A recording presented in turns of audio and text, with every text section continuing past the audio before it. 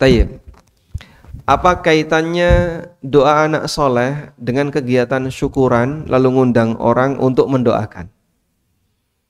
Kemudian ngundang anak soleh milik tetangga, kan gitu ya?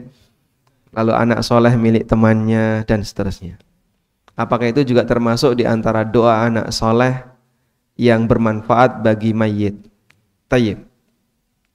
Dalam hadis yang tadi kita sebutkan, idza matal insan inqata amaluhu illa min thalath. Apabila manusia itu mati, maka seluruh amalnya terputus kecuali 3 amal. Salah satunya apa? Waladun saleh yad'ulah, anak soleh yang mendoakannya. Apakah berarti kemudian ketika anak itu tidak soleh, doanya tidak mustajab? Sehingga misalnya ada orang punya anak dan anaknya itu profesinya preman. Kemudian si preman ini mendoakan orang tuanya. Apakah doa anak preman ini mustajab? Padahal dalam hadisnya waladun saleh yad'ulah. Para ulama menjelaskan seperti ini, bahwa penyebutan anak soleh itu tidak memiliki kebalikan. Yang itu yang diistilahkan dengan sifatul kasyifah. Sifat kasyifah itu sifat yang melekat.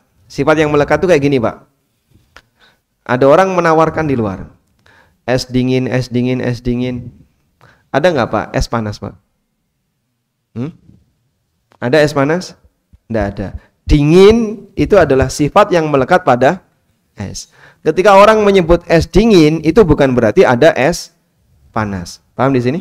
Baik. Sehingga ketika disebut anak soleh yang mendoakan, maknanya adalah setiap anak yang mendoakan orang tuanya berarti dia punya potensi kesolehan. Meskipun potensi kesolehan itu bertingkat. Sebab kesolehan anak itu bertingkat. Semakin soleh, semakin sering ingat orang tuanya. Dan semakin potensi solehnya rendah, semakin sedikit ingat orang tuanya. Makanya ketika kita punya anak yang sangat soleh, anak yang bertakwa kepada Allah, rajin beribadah kepada Allah, dia akan semakin sering mendoakan orang tuanya. Tapi kalau anak itu bukan anak yang soleh, mungkin dia ingat orang tuanya dan dia mendoakan, tapi kesempatannya lebih sedikit daripada anak yang soleh. Misalnya anak preman tadi ya.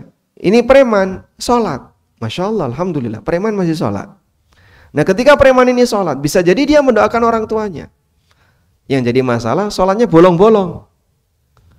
Jadinya preman ini ketika mendoakan orang tuanya bolong-bolong karena dia tidak sering sholat. Beda dengan anak yang rajin tahajud, rajin puasa sunnah, rajin sholat duha, rajin melakukan ketaatan yang lainnya.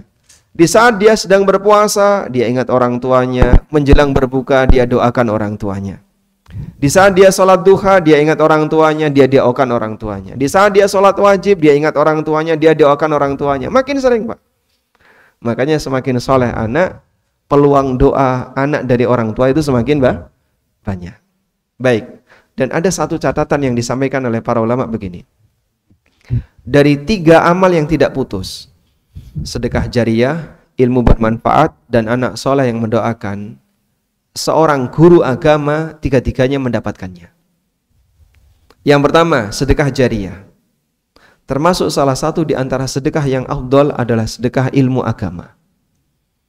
Sehingga ketika seorang guru mengajarkan ilmu agama kepada muridnya, lalu dengan ilmu ini sang murid beramal saleh, guru ini mendapatkan sedekah jariyah.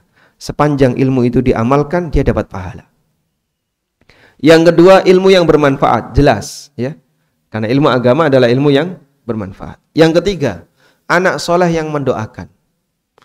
Seorang guru itu ibarat orang tua bagi muridnya, yang diistilahkan oleh para ulama dengan sebutan al-ubuwah ad-diniyah, status bapak karena latar belakang agama.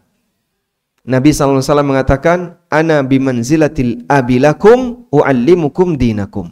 Aku itu seperti bapak kalian karena aku mengajarkan agama kepada kalian. Sehingga ketika murid ingat kepada gurunya, lalu dia mendoakan kebaikan kepada gurunya, maka sang guru mendapatkan doa anak soleh, yaitu anakmu muridnya. Maka semakin banyak murid yang dia miliki, semakin banyak potensi dan peluang dosa yang bisa dia dapatkan. Allahu a'lam.